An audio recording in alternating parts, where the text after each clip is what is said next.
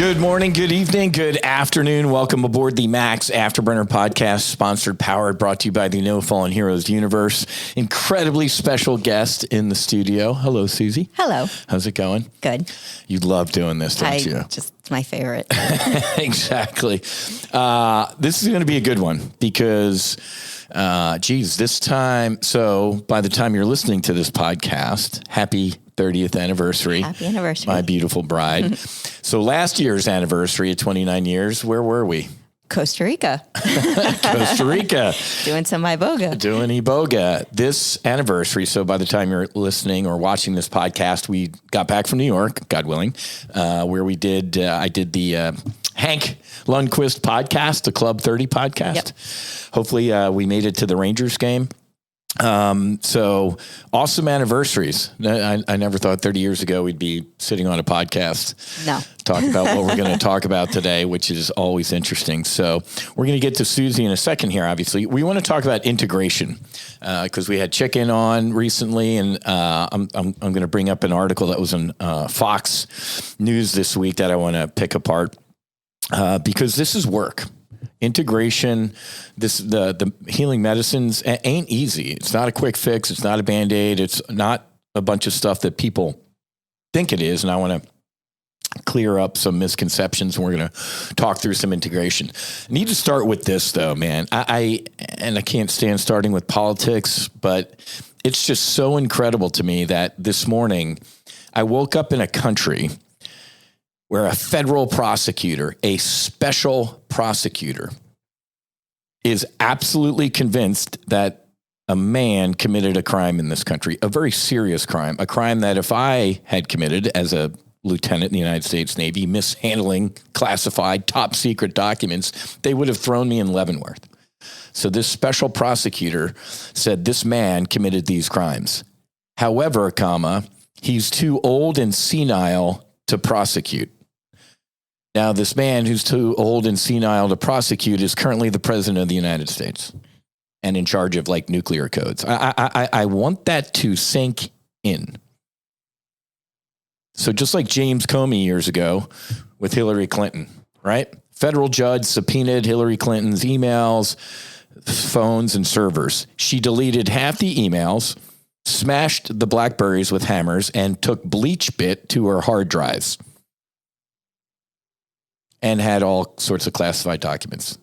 The FBI director said she obviously committed a crime, but we're not going to prosecute her. It's absolute insanity and anarchy in this country, ladies and gentlemen. I can't even, this is why talking about the medicine today is so special, because every day that goes by, I wake up, watch the news, and it's a nightmare. Between the last podcast and this one, the president finally responded to the deaths of 3 of our soldiers who didn't die for this administration. And it took 6 days. He did it on a Friday afternoon after the market closed, and which gave the Iranians 6 days to disperse their leadership. And, it's just, let's not even go down this road. Let's keep this one on a high note, but I just can't even, I kind of walk around in a fog sometimes when all this stuff is happening. Let's tighten it up and let's get happy. That's why I don't watch the news. That's why you don't watch the news. I don't have to. You do. I don't. Correct. So this week, big week, I was on that Fox 40, Sacramento. Last week, I got to do Fox Business on Stuart Varney's. It was nice, but a little rushed. Guy was in a little bit of a rush there. But big week, getting out there. It's really, I'm excited with this. But check this out. Speaking of Fox News. So this week on Fox News, the title of this is Faith-Based Healing Over Psychedelic Band-Aids for Struggling Veterans. That headline could not be more wrong. And first of all, they're not mutually exclusive.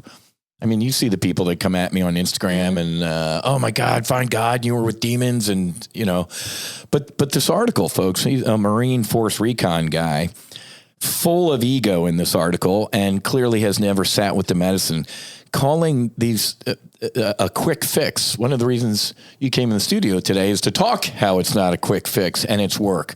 But we're going to see more of these attacks as we, and I don't necessarily want to use the word attack, but more of these criticisms or however I want to say it, but it really kind of hit me wrong that this guy's like, oh, this psychedelic stuff it's a Band-Aid and it's a quick fix and it's not a magic pill and, blah, you really need to just find your faith type of thing. Why can't we do both? Right. I did both. Yeah. I found my faith again as a result of this. And, by the way, I've never been more spiritual, not religious. Mm. So this was an interesting article because we're going to see more and more of this as you and I do what we do. They're not mutually exclusive, whoever this guy who wrote this article is, but we're starting to see that. Then this week, so I'm not going to dig too much into that one because but check that one out. Then the Wall Street Journal, ladies and gentlemen, the paper of record for Wall Street. The title of this one, The Working Woman's Newest Life Hack, Magic Mushrooms. That was a good one. This is a good one. And you scroll down, one of the sub-headlines is, it's the new glass of wine, right? So really cool that we're starting to see more. And first of all, folks, microdosing psilocybin in this country is a felony. It's a Schedule I drug. Even if you're microdosing it, right? Suzi, what does the term microdose mean? Means subperceptual. Boom. Right through the wood. So subperceptual. You shouldn't feel it. That's what a microdose is. If you feel it, it wasn't a microdose, right? So before we go on, shameless plug for our Maverick Mind products. My beautiful Vanna White here with her merch on. And we got Maverick Mind, the Morning Brief, and the Night Trap. I got a good text from Kid Proven, Chris. He's like, dude, the Night Trap stuff, dreams are lighter, if that makes sense. I'm like, it actually does. Right.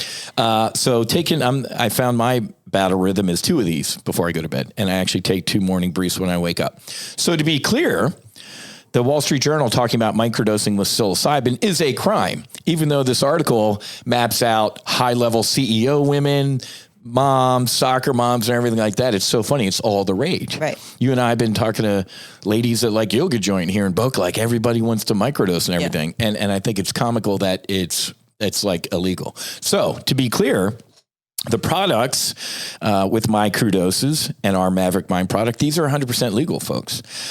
Quick history, back when Uncle Sam said, you go to Vietnam and kill people you've never met before. And the young men were like, no. Why are you saying no? Well, because we love those people. What are you taking to make you love other people? Well, the psilocybin, their magic mushrooms, those are now illegal. That's your typical knee-jerk reaction out of Uncle Sam.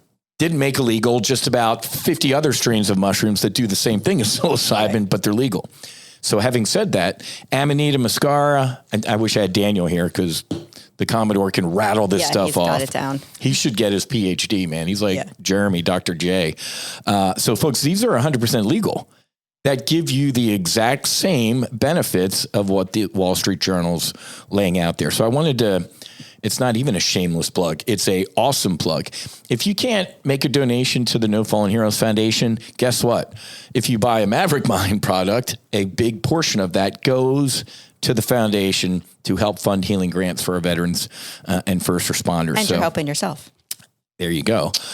Putting the mask on yourself first with these supplements, and then you're also helping other folks. So don't share this like on social media or anything. I'm asking you, if you use the code always30, I'm going to hook you up with a 30% discount. That's our friends and family. Let's not shout that to the world, but if you do always 30 on our Maverick Mind products, go to microdoses.com and it says Maverick Mind up there. All the microdoses products are fantastic. Ascend, the rest, the holy water. We just got into 7-Elevens in New Jersey. This is the way, folks. This is good stuff. So, all right. All of those admin items are out of the way. Are you ready? I'm ready. Okay. So the reason my beautiful bride is here on our just before our 30th anniversary is because we wanted to talk through our integration. Mm-hmm. Now you were on Episode 33. Yep. It's fine. It's always fine. It is. And it is. Exactly. Did you come back? Did we do another one on like integration?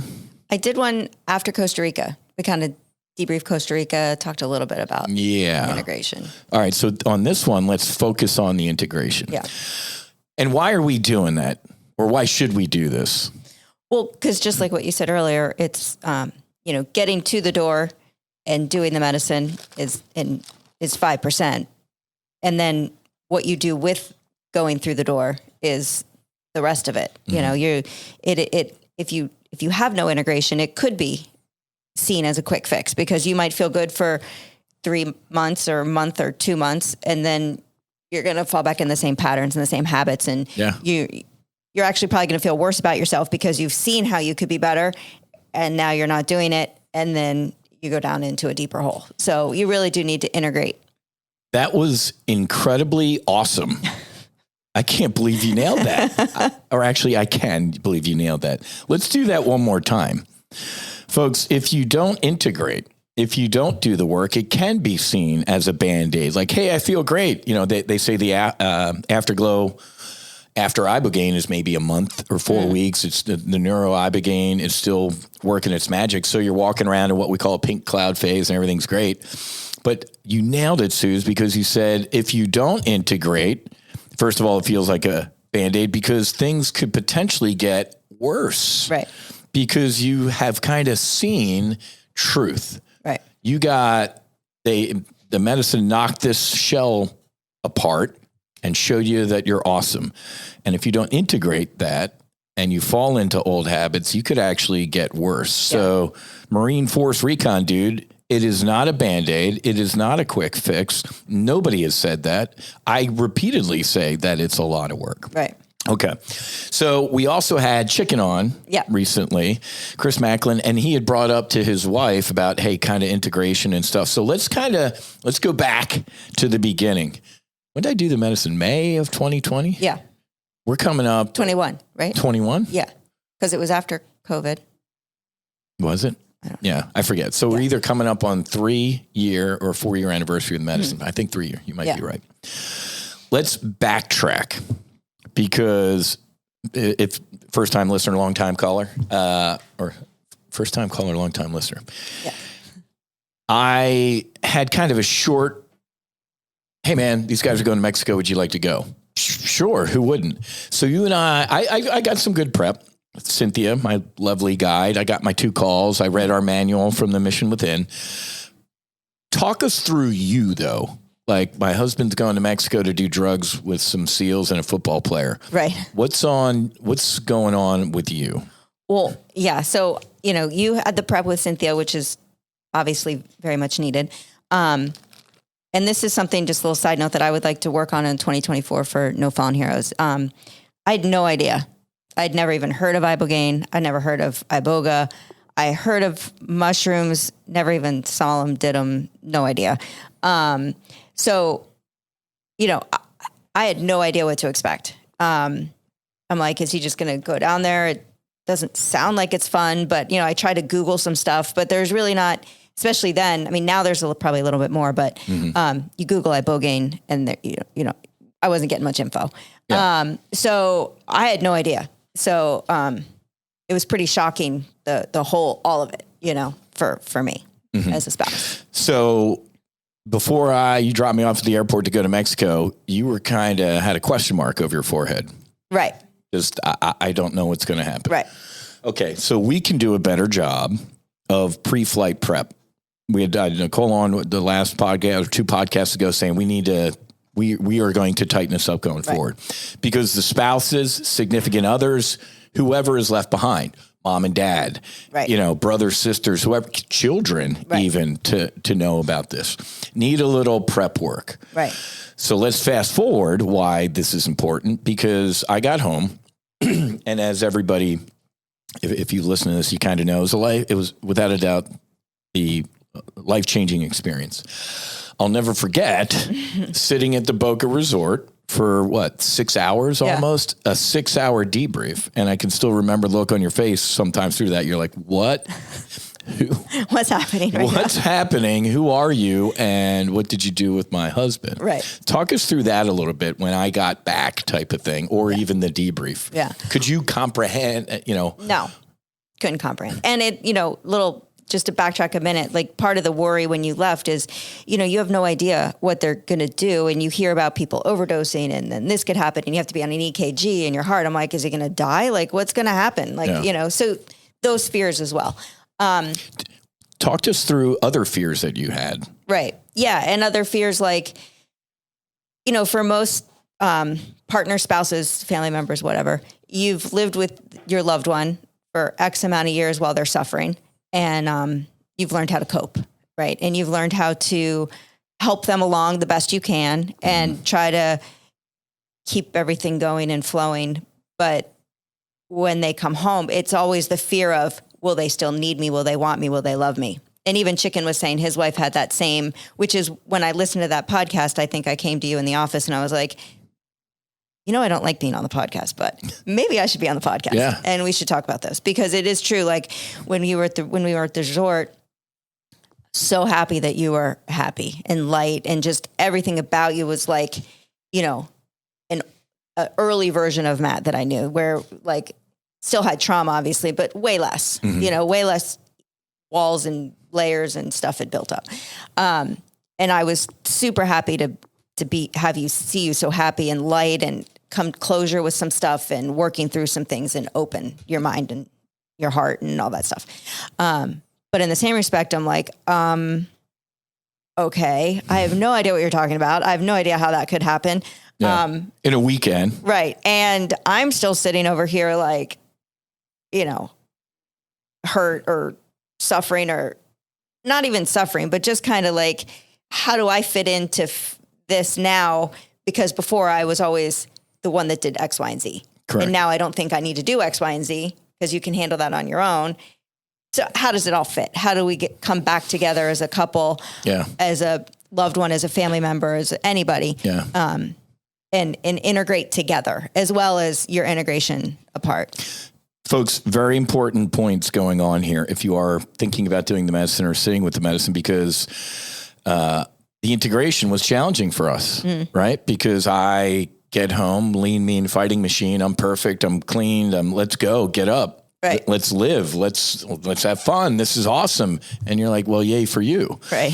So that resulted in some problems, some tension, because then, after a period of time, I'm like, did this thing fail? I felt great. I'm on this high. And then, you and I kind of had our struggles. So talk through some of the struggles. And then ultimately, what did you decide to do? Right. Yeah. So I feel, you were living like this. I've seen God and spiritual and so light and which flowy. When have I ever talked about like that? Never. Right. Exactly. And not that I don't believe in all the same things, but I didn't, you're not experiencing the same things, which is fine. Even when I did my journeys, we don't experience the same things and you get totally different, but you understand, you kind of have an understanding. Correct. So you have some situational awareness of what they speak of. Because it maybe not for everybody, but it is pretty radical when you leave, when you left to go to San Diego, you weren't, I don't want to make it seem like you were like terrible, but like, I was kind of like, do you really need to go? Like, I was like, I didn't really even think, I'm like, I'm not that, I think the main reason I was going at that point was just to get an idea. Right. Oh my God, these SEALs or the football play, these guys say it heals their PTSD and traumatic brain injury. And we were trying to figure out what to do with No Fallen it was actually Fighter Foundation at the time. So we were like, well, maybe we could move to try to, what is this? So when you left, I was like, didn't really think like, you didn't have traumatic brain injury. You weren't suicidal, like all the things that the boxes people were checking for. Yeah. So I was like, whatever, he's just going to come back. He's going to come back. He's going to be him. And well, you came back and you were like, oh, this is so great. So it was very dramatic, all good, but it was a big change. Correct. Quickly, like in a 4-day thing. And I don't talk to you for 2 of the 4 days, True. So, the first call I get from you was from San Diego, from the, rooftop of the hotel you're at. And, and you were like, I love you. This is great. And I was like, this is great. But exactly. What happened? But what's going on? But it was hard after because, I'm waiting for the other shoe to fall, because there's times where, if you're with somebody who suffers from any type of depression or, layers or stress or trauma. Or alcohol or drugs. Right. All of that. You get the happy greats, and then so I was kind of living on this, like, this is really great. I don't want to get too comfortable with this great because when's it not going to be great again? Interesting. So, so I was kind of living in this, like, still like trying to keep my old role of keeping everything balanced, just like taking care of you, taking care of the kids, like balance everything, but didn't really, wasn't able to completely understand and appreciate everything that you had gone through. Yeah. In the way that I wished I would have at the time.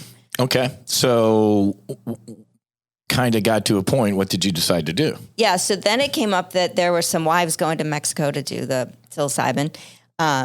Because after your ibogaine, I was like, oh, I'm terrified. I don't know about that. Sounds like a little much. So they were like, do a little MDMA, you do a little psilocybin, a little wives, so there's going to be a chef there. I'm like, this sounds great. I'll go. Psychedelic summer camp. Exactly. So, so I realized that even though, I have no childhood trauma really. I mean, I have a brother. Everybody's got brother trauma. Keely has brother trauma. Everybody has brother trauma, sure. Sister trauma, sibling trauma. Yeah. But not real trauma at all. So my going in, I'm like, I don't really have any trauma, but okay. I mean, maybe it'll just make me a better person, or maybe it made me understand. Like, I was just at that point looking for, how do I get to where you are, for us and for myself and for, an understanding. So we went down there and, I guess I had a little more stuff I had to let go of than I thought. Exactly. Yeah. A lot of people are like, I don't, everything was great. There's still stuff that you don't know you're carrying. Right. In your backpack. Right. That if you set down, you feel lighter and better. Yeah. So it's interesting because when you went, I was worried. Yeah. I was like, is she going to recognize I'm a total shitbag? Is she going to wake up like, is she going to come home changed and not like me anymore type of thing? So I actually had probably what you had the first time. Right. Even though I was experienced with everything. Right. Even though I actually could sit there and say, if that's what happens, that's exactly what's supposed to happen. It's only truth. So awesome. I'm so good at this because that's an awesome segue to, I just would hold space. Right. I had to trust. I had to let go. I said, there she goes, getting on the airplane, and whatever's supposed to happen is exactly what's supposed to happen. But there's always some ego involved and and worry. Right. Well, because you love that person and you obviously want them to be safe and okay, and you want them to keep wanting you. Correct. Exactly. Even though the healed version of me was like, it's fine. It's fine. Yeah. It's always fine. So came back after that, integrated, then we, Ebogue and stuff like that. But again, to this Fox article, I'm still integrating. Right. I'm still integrating that 5-MeO DMT experience when I exploded into love and light and became one with God. Don't condemn me and send me to hell. How can you not think that? I mean, God is everything, and we are whatever. Yeah. I don't want to dig into that. And I love everybody, and I hold space for you. So let's talk. So they could have done a better job preparing you for when I went to do the medicine. Yeah. Talk us about your mission objective for 2024. How do we get better as No Fallen Heroes to help the significant others, mom, dad, kids sitting at home? Right. So I think that, still kind of working this all through in my head, but I feel like for me, I read the book, The Mission Within sent you that talked about ibogaine. So I kind of knew where it came from, what the plant was, whatever. But if we could have something, give the family members, loved ones, an explanation of this is what, you can't, like it says in the book from The Mission Within, nothing can prepare you're not going to be for prepared. This. Like I could say X, Y, and Z and QRS is going to happen, Correct. whatever. So I would like to at least give the family members an idea of this is what generally happens. They go, this is the process. You know, I like to know things. Like, I don't want somebody to say like, nobody's ever died on this. Okay. I want to know like, okay, it could happen, but it's not going to, 99.9% it's not going to happen. And just give them kind of a heads up, you know, like give them more of an open line of communication. Cause like I've been there. So if they have questions, I want them to know that they're welcome to email me, call me, whatever. I mean, I'm by no means an expert on any of this, but I can help them through with what my experiences were. Yeah. Which would have been nice if I had even just that little bit. Correct. Just to comfort myself a little bit more. And then when they come home, if they're, you know, need somebody, because, you know, we talk about holding space all the time and nobody really knows. Like you could say, it's kind of like when people say, be mindful. What do you mean? Yeah, explain this. So people were always saying, you know, you just got to hold space. Like when we went, we had there was a little group of the wives, and they would do like these book things, and Cynthia led it. And they were looking at this book called The Art of Holding Space by Heather Plett. And it's got some really good points, just talking about what does it mean? Like, how do you hold space? Yeah. Because, and I want to read this definition, because just so people know what I'm talking about. So in this book, they define holding space as, it is what we do when we walk alongside a person or a group on a journey through liminal space. I said it right. You did.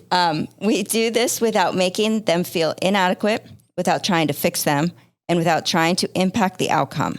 We open our hearts, offer unconditional support, and let go of judgment and control.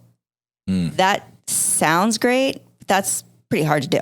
When practice, you have your own ego and your own support and judgment, control, whatever. But there's another part I think that we need to add to this, where you have to do it within boundaries of your own self. You can't let yourself go in holding space for somebody else. Correct. Great point. So you need to make sure that there's a balance. And that's a lot. It's a lot to ask of somebody. But when you love somebody, that's obviously what you want to do.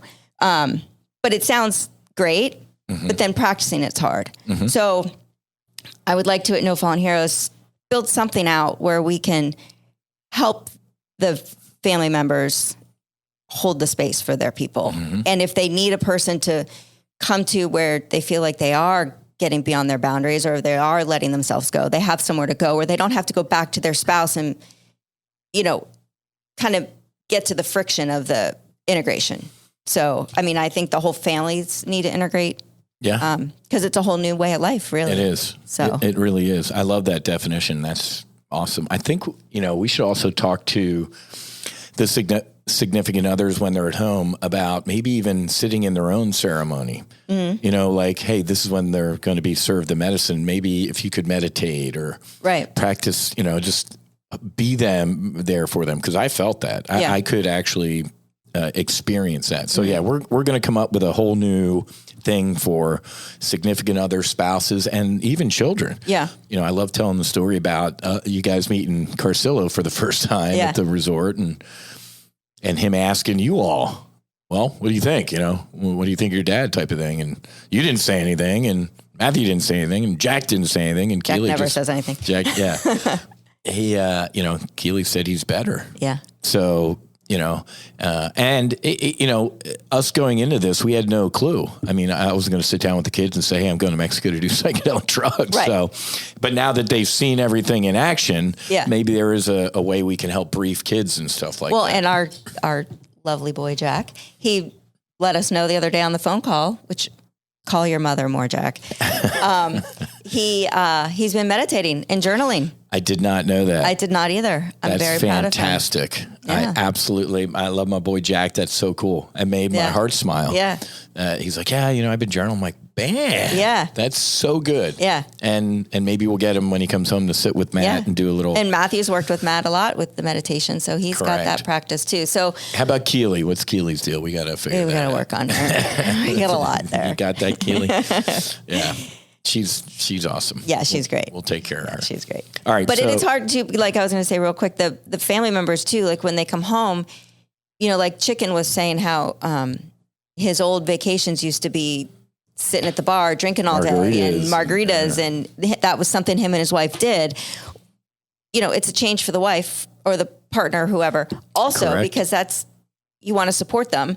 So it's just a whole different mindset and change. Yeah. So it's extreme, folks. And again, if you haven't done this or you're thinking about doing this, you might be sitting there kind of like Suzi was when I came back. Like, there's no way this could happen over a weekend. We're here to tell you it can. Right. That's what's so incredible about this. Maybe that's why where this guy with the Fox News article is coming from. Like, it's just, you can't do that. Right. The only way you can ever have this type of life transformational experience is through Jesus and falling on your knees and everything like that. Not saying that you can obviously do that if that worked for you, but man, it can happen in a weekend. Doing the medicine one weekend might be the catapult to somebody then deciding they want to fall down their knees and follow Jesus. And we're watching The Chosen. At the beginning when we were talking through our No Fallen Heroes extraction film project, people are like, oh, you should crowdfund it like The Chosen. I'm like, I'm not watching that Jesus flick. We're going to go watch it in the theater today, the fourth season of it. I mean, this was without a doubt the most spiritual experience of my life. It also reframed religion for me. Mm-hmm. And getting attacked from some of the religious folks kind of shows that I feel that I'm on the good path here. Right. I strive to use the words, in my opinion. Right. I believe this was my experience.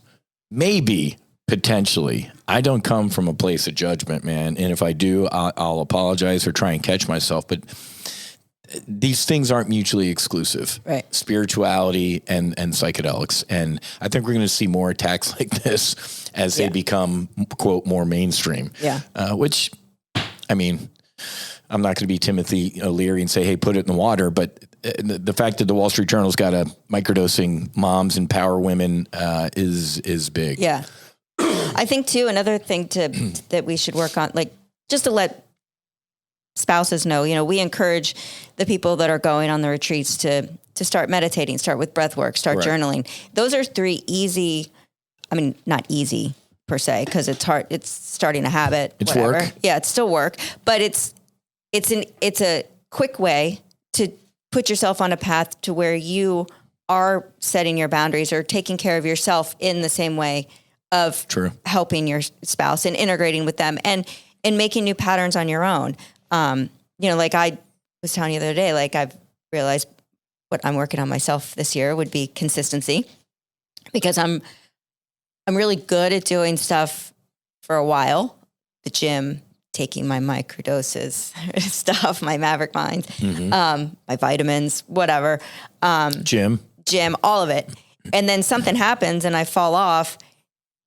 And then I stay off for a while. Yeah. And then I'm like, oh, I got to remember. Oh, I don't feel like it. Today's not the day. Well, no, you need to make these things patterns and habits within yourself. And it's creating a new habit. It's creating a new pattern. Yeah. And journaling really, like, when I would first do it, and I'm still not great at it, but I was like, what's the point? All I'm doing here is complaining to myself. Like, why am I doing that? Well, then I changed my mindset on my journaling to, why am I complaining? Like, let's not go down that path of the negative complaining journal. Let's go down a positive journal of gratitude. Let's move yourself to a different place. Yeah. You have to physically steer yourself sometimes.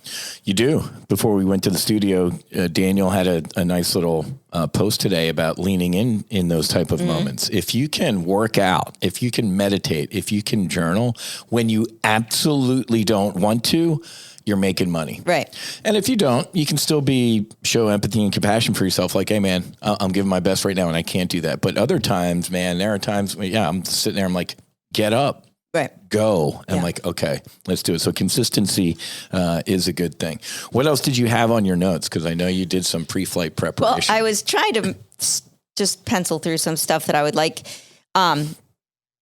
to make like some sort of like a book or a little pamphlet or something for the spouses. Like, hey, is it your spouse is going or your loved one? No, I think it should. Yeah. Hey, watch How to Change Your Mind on Netflix. Right. Listen to episode 33 and 7 of our podcast. Yeah. Give them a nice checklist. Some books, like, like back when this was all first starting, you were reading the Four Agreements, which now seems like such a basic book, but at the time, I thought it was so transformative. Yeah, I was time. like, okay, that seems weird that you're reading that book because that's so not you, but okay.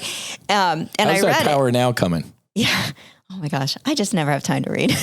I need Suzi's to make been it. reading The Power of Now forever. It's the power of forever. It's the power of I'm getting to it. Yes. Yeah.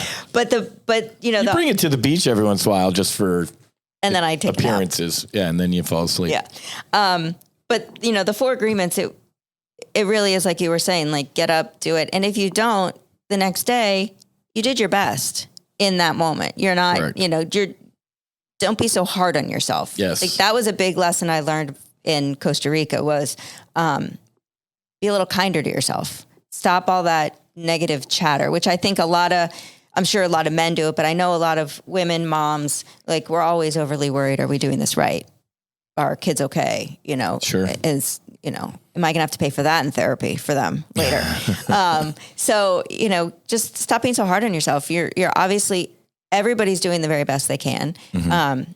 I like to believe that nobody's intentionally doing anything terrible. That just makes me feel better about whatever. But I truly believe that people are all really trying to do their best. And if their breast is coming off in a negative way to you that day, well, that's on them, not you. And Correct. Just let it go. Yeah. Don't carry it around with you because it's not yours. It's not yours. Right. That's exactly right. Okay. So integration, highs and lows. We have some mission objectives for this year we're going to work on with the foundation. How about you, where you are? We've talked maybe the medicine might be calling you again, or where you at? Well, yeah, because after Costa Rica, I was like, I'm done. That was a lot. But I will say. Why? Iboga was. It was heavy? It was heavy. The music was a lot. You didn't like hours of Boydie music? No. Okay. No, I guess it's necessary. Yeah. It all worked out. It does. But, I didn't feel so great the next day. The psilocybin the next day, I was just tired, but I didn't feel bad. The next day, oh my God, my third eye was hurting. I had an amazing massage. Still felt terrible. Zeta. Tried to eat, didn't, whatever. So it wasn't super calling to me again. And we actually had to do it 2 days later, which at first I was like, I'm not doing it. And then I talked to Troy and he was like, the first time I did Iboga here at Awaken Your Soul, after the first journey, I laid on the grass up there and I told Anthony the Iboga told me not to do it again, exactly. Which everybody knew was a lie. Yeah. I just didn't want to do it again. And I did it. And now he's amazing. Yeah, he's working on his PhD. Yeah, he's a great human being. So I was actually I still at that point wasn't ready to do that big of a dose again. And I was actually, I think one of the learnings I had was I advocated for myself, which I never do. I usually would just go, all right, well, this is what we're doing. Yeah, I don't want to do it. I'm going to feel terrible. It's going to be awful. I advocated for myself. I did a little less, still got a lot out of it. Didn't feel so bad. And, I had moments that, gray day, like, well, that was a failure. I probably should have done more. I should have done this. I should have done that. And then I was able to look outside myself and go, no, you did exactly what you needed. Correct. Who cares what anybody else thinks? Because they probably didn't care how much I did either. Like, correct. They don't care. But then you just feel like I'm letting people down. I should have done more. So just advocating for yourself, being kinder to yourself, being more consistent with life for myself. Correct. Yeah. So tune up, knock the rust off. Yeah. So I was thinking, after, because we might do an all female retreat, veteran first responder or family member retreat. Right. Yeah. So I would like to, maybe because, after Costa Rica, I was thinking there's nothing else here. Like I'm really like reaching for finding intentions because, not that I'm perfect, nobody's perfect, but I just don't feel a lot of whatever. But then as the time goes on, you're kind of like, maybe I am a little, there's a few layers here, and like before people would say, the Iboga is going to be with you it's part of you now. And I'm like, that's weird. Doesn't it go out of your system? Like, I'm very analytical about that. I'm like, no, it's not within me anymore. But I'll wake up some days and I'll be like, I used to think this about this, but now I think this about this. There you go. So I do think it does still work with you, and it helps you grow. And there's always growing and changing and healing and being a better version of yourself there. Okay. So, yeah. So it's interesting because, I want to clear that up because you could be one and done. Right. You don't have to do it ever again. I would be fine, honestly, if I never did it again. I don't think that I would be like, my life is, woe is me, or I should do this, or I need to do that. But do I think it would help? Yeah. But do I think I'd be a bad version of me if I don't? No. Exactly. So, I mean, I don't think you have to do it more than one time ever. Exactly. Especially with integration, especially with creating the new patterns, because, they always talk about like in your brain, there's like the highway that you've been on all the time. You've ridden this path and this is the way. It's comfortable because you're in that path, and correct. It might not be the most fun path. It might not be the most productive, but it's known. But it's what you know. Over here, you have no idea. So, but once you go that way and you start making that a path, it's, it becomes the better path, correct. Obviously. So true. Absolutely. I bring this up because, I know a lot of people who are one and done and awesome. And so it just depends on the person. Right. Right. We use this term sometimes, psychedelic tourism. People are kind of chasing things instead of doing the work. Right. So I think it doesn't even have to be a fine line. There is kind of a difference between, chasing and not doing integration and doing the work, and actually intentionally sitting with the medicine. Right. Anytime I've done the medicine, it's for a reason. It has intentions behind it and stuff like that. So I was just wondering where you were at. And I also think possibly if we didn't have No Fallen Heroes, I might not do another journey.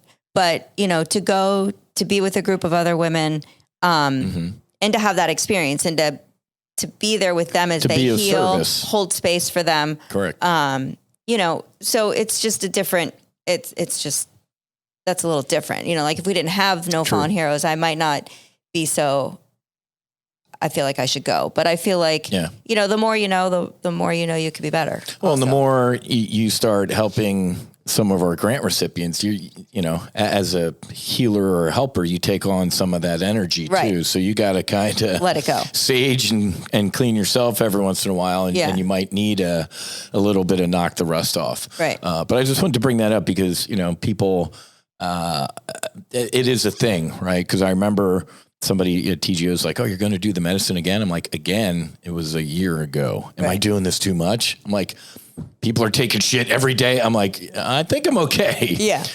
Marcus checks in just about once a year, like, "Hey boys, we want to do an annual knock the rust off type of thing," which I think is a good interval. Again, you could be one and done and never look at this stuff again. Or maybe you knock the rust off every once in a while. Right. You're the pilot in command of your own aircraft and you know what's up. Kind of like you said, how many more layers are there to go? But there's kind of been some stuff and some buildup. So maybe I can, de-ice the wings, so to speak. And you learn more about yourself, honestly, because you take a different step outside of yourself and you look and like I think when we did the Costa Rica, I was talking about this, about how on the day where I didn't take that much, I saw myself standing outside myself, watching everything that should have been great, happy moments in my life. And I was great and happy and grateful and it was all fine. But I could feel the layer that was there that kept me from true, like, happiness, bliss with it, like the birth of our kids, like, oh, I ended up having a C-section. That really wasn't right. Should I have done it that way? Should I have done it this way? Like, what am I doing to myself? Exactly. So just letting that stuff go, our kids are 23, 19, and 16. I apparently was kind of holding on to something with that, like thinking I didn't do something right. Why was I doing that to myself? Yeah.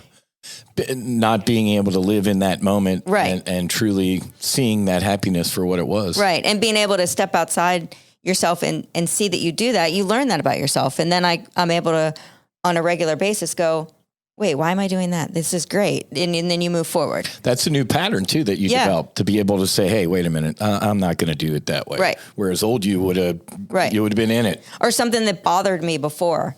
I'm like, why did that bother me so much? Yeah. Why does that matter? you know? So, So folks, this has been good because integration is work. It's not a Band-Aid. It's not a quick fix.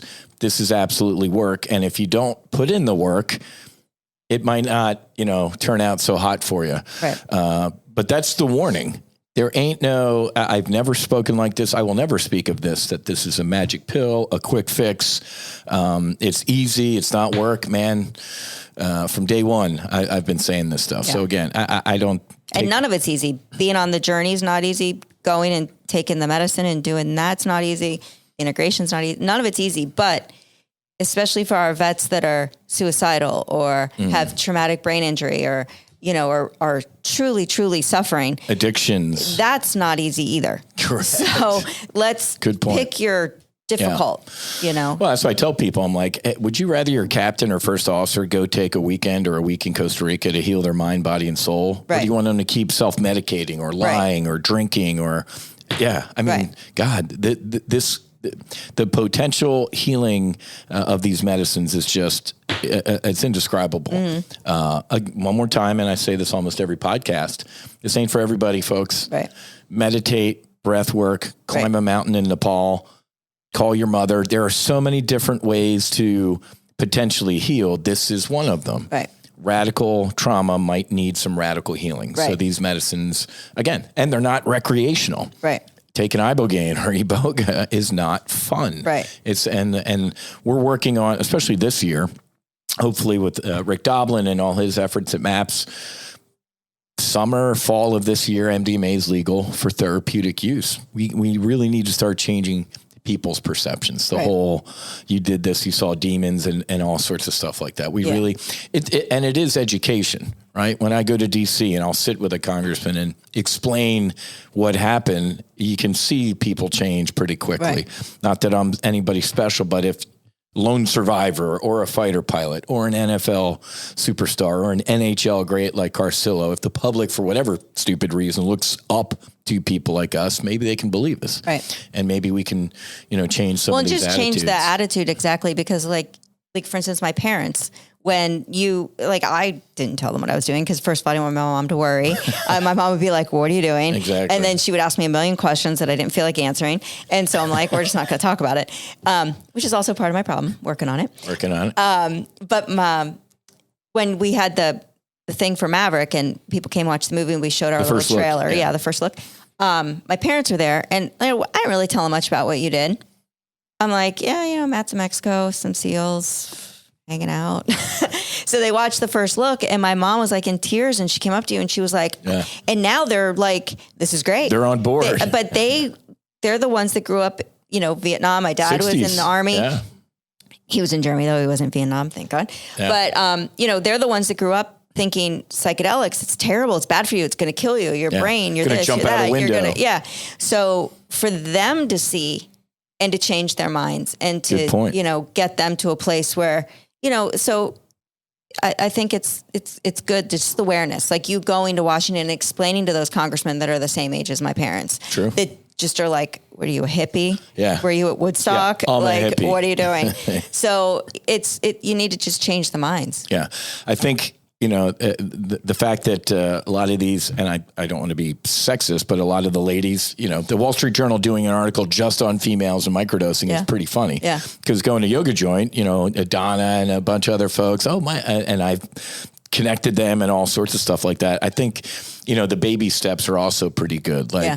Again, folks, microdosing, shameless plug, it's sub-perceptual. Right. You're not feeling anything. The only way I know I'm microdosing is I'm not miserable. Right. And when I usually am for no reason, like, hey, I'm actually not down right now. And it's the time of the day I usually just randomly am down. And it gives you a second to create those new paths because you're not down. That's a so great it point. Does help you with your integration in the sense that, maybe you would be down on a day just for whatever reason. Mm-hmm. But if you microdose, you're maybe not down and you can go, I'm not down. Look at the pattern I'm making. Let's steer this way. Correct. So, yeah. And I have friends that are like, I took the microdose you gave me and I didn't feel anything. I'm like, exactly. Of course. But they're also the ones that are like, oh, I had the best time doing mushrooms. I'm like, okay, I did a heroic dose of mushrooms. Like, how did you have fun on that? How was that fun? I don't understand. Well, clearly they didn't do a heroic dose. No. I was curled up in a ball right. with tears in my eyes for 5 hours or 4 hours in Colorado. Yeah. Awesome, but it was one of the most powerful experiences of my life. Right. And that's why, I wanted to have you on to talk about the integration. I'll do my ketamine part 2 debrief. I couldn't understand how people talk about taking ketamine for fun or out and they got into a K-hole. I'm like, yeah, that's a psychedelic experience. Yeah. There's no way I would want to be out in a bar or anywhere taking ketamine. Right. No judgment. You knock yourself out. Set and setting. You do whatever you want to do, but it's almost like these medicines, when people have bad experiences, they're kind of telling you like, yeah, duh. What are you doing? Yeah. Yeah. What was your mindset? And that was probably not the right location. Yeah. So again, it's all education.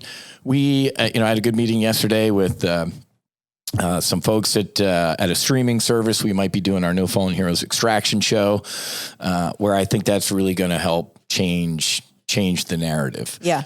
And to help put the ladder down, because this world, we just need some healing. There's a war everywhere.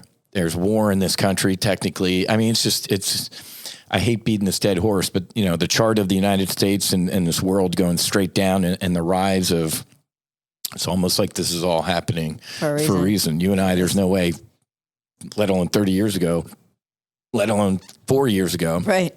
We'd be sitting on a podcast talking about the healing powers of these medicines. That shows you that things can change pretty damn quickly. You're born in a day, you die in a day, you can change your life in a day, let alone a weekend. Right. And many of these experiences, especially Chicken, first responder, Columbine. I mean, just seeing him put in the work to healing. Brett, our Army aviator, he's doing some good work. Just everybody that we've helped. Yeah. Knock on wood, we haven't helped anybody that's kind of not doing pretty damn good. Everybody has their down days. And this ain't magic quick fix. Right. That we're not saying that you're not going to have struggles. You're not going to live in that pink bubble phase that you get right after. Like, that's not reality. So there is going to be things. So that's what we need to emphasize, is that, like you were saying in your one podcast, live your truth. You might get into a funk, and that's okay. You're allowed to be in a funk. Correct. Nobody says that you have to be happy all the time. Yeah. But it's the way you change your patterns and handle that funk. Correct. That is the integration and the change. New me, I might, quote, be in the funk. I'm not in the funk. Right. I can actually get out of it and go, all right, man. You aren't like, you are the funk. Right. And I do a better job now of knowing it'll pass. Right. It ain't permanent, man. Yeah. That's why I enjoy the highs while they last, and I know the lows aren't going to last. Right. So it's fine. Yeah. It's always fine. Everything kind of evens out to be, everything's fine, man. Yeah. So enjoy the highs and don't worry about the lows, because you're gonna power through them. Yeah. All right, man. I think you earned a lunch. Yay. Nice job. The salad. That's why I came. That's for lunch. Exactly. So one more time, folks, go to mycrewdoses.com.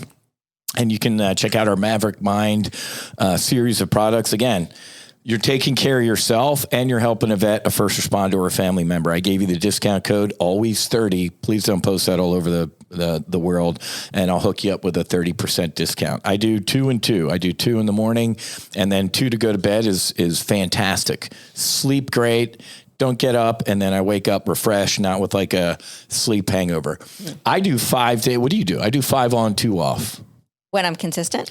When you're consistent. I do 5 days too. You take the weekend off? Yeah. Okay, there you go. And the reason, folks, guess why you have to take off? It's only for good, because if you do these all the time, they don't work. Right. God's pretty smart. You can't keep hitting these things. Right. It's not a magic pill. That's exactly right. If it was, yeah. So they always say to take a little bit of a break microdosing, and then maybe, every other month you take like a week off or something like that. Keep that body guessing. So, but again, my glasses on, but you can go to the website and look at all of the materials in here. 100% natural, 100% legal. We already talked about the whole psilocybin thing. You will get the same awesomeness of a microdose with this stuff than if if you went and found and got some psilocybin and stuff like that. We're getting there, folks. Again, the reason that stuff is Schedule 1 and a felony is because of big alcohol, tobacco, pharma. Yeah. Again, Gordon Gecko talking, I think that's great. I invest in the psychedelic companies, blah, blah, blah. Whiz talking, I think that sucks. We're always going to be leading with our heart and our truth. We're always going to, healing is free. Right. I was going to say should be free. It is free. The clinics we're going to open with Daniel and New Growth Connections out in Oregon. If you're a veteran, first responder, family member, we got grants. We're going to take care of you. Right. If you have the means to pay, you're going to pay. Right. If you don't, we're gonna hook you up, man. And I love our new program where if you have the means to pay and you want to help a vet who does not have the means, you got it. You can do it with them. And how rewarding for a civilian to, first of all, get to meet these amazing Americans that did all this, let alone heal with them. Exactly. And then they become your brother. They become your best friend. They become part of your life. And it's just for some people, the price of the journey is nothing. So for them to help somebody and help themselves, it's put the ladder down. Such a gift. Suzi is talking about our Wingman program. So if you're a civilian and you're interested and you think the medicines are calling to you and you can kind of maybe afford doubling up, we'll pair you up with a wingman or a wingwoman, a veteran, a first responder, a family member. You can go on one of our retreats as a civilian and you're just putting the ladder down and he or she's going to be your best friend. Right. Every squadron, every healing retreat I've gone on, we still have our signal threads. We still talk. We check in with each other. This is a brotherhood. It's a sisterhood. We are all one family. So after you do some medicine work and you see some serious healing going on and the energy around that, you really do realize that we're all connected. Yeah. So. Yeah. Alrighty. Well, nice job, man. All right, everybody give Suzi a virtual round of applause. Microdoses.com. Check out the Maverick Mind products. Always 30 is your discount code to get your discount. And happy anniversary. Happy anniversary. Happy 30th anniversary. It's funny because I think I'm only 35. So, wow. I don't know. What am I, some sort of creep? You're 36. Oh, okay. Yeah, Exactly. I still feel like we're in our 30s. Yeah, like maybe our daughter, 40s. Our daughter Kat. Yeah. Our friend Kat was 5. She could have been. She was our ring girl. Yeah. Thanks for letting us know that, Kat. That was fun. Thanks, Kat. Happy anniversary. Yes, exactly. Thanks. Yeah, thanks, Kat. Happy 30th.